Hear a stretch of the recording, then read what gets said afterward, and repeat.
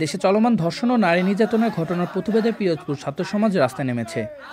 বিভিন্ন শিক্ষা প্রতিষ্ঠানের শিক্ষার্থীরা একত্রিত হয়ে বিক্ষোভ মিছিল ও মানববন্ধন কর্মসূচি পালন করেছে।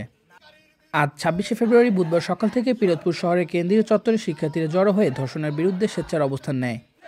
এ সময় মিছিলটি পিরোজপুরের গুরুত্বপূর্ণ সড়কগুলো প্রদক্ষিণ করে।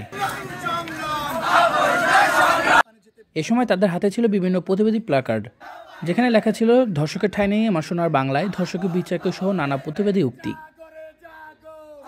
শিক্ষার্থীদের এই প্রতিবাদ কর্মসূচিতে বিভিন্ন সামাজিক ও সাংস্কৃতিক সংগঠনও সংহতি প্রকাশ করে। এ সময় শিক্ষার্থীরা বলেন, দেশে নারী নির্যাতনের ঘটনা ক্রমাগত বাড়ছে, অথচ বেশিরভাগ ক্ষেত্রে ন্যায় বিচার নিশ্চিত করা হচ্ছে না। আমরা এর বিরুদ্ধে সোচ্চার।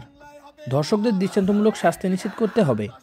এ সময় তারা বলেন, স্বরাষ্ট্র উপদেষ্টা যদি এর বিচার করতে না পারে তাহলে পদত্যাগ করতে, এর বিচার ছাত্ররা নিজেরাই করবে।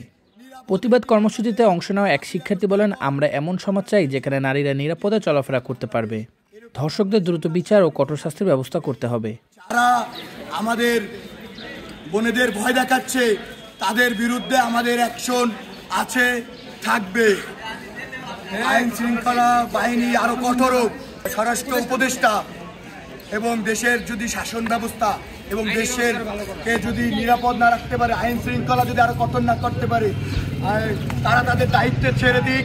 এবং দায়িত্ব যে দায়িত্ববান আছে, অবশ্যই বাংলাদেশে দায়িত্ববান অনেক মানুষজন আছে, তারা এই দায়িত্ব নিবে ইনশাআল্লাহ। কিন্তু এখন আমরা এই স্বাধীন বাংলাদেশে মেয়েরা ঠিকমতো থাকতে পারছি না। এবং কেন পারছি না? আমাদের যে প্রধান উপদেষ্টা সহ সকলে আছে, তারা কেন আমাদের নিরাপত্তা দিতে পারছে না?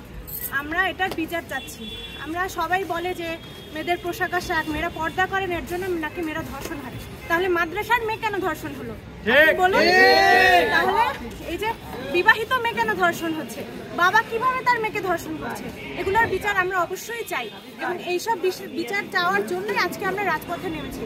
এবং আমরা আশা করি আমাদের দাবি সরকার বা অন্য যারা বাংলাদেশে উপযুক্ত মানুষ আছে তারা আমাদের দাবিটা পূরণ করবে। এ সময় শিক্ষার্থীরা ফাঁসির মঞ্চ সাজিয়ে ধর্ষকের দৃষ্টান্তমূলক শাস্তি দাবি করেন।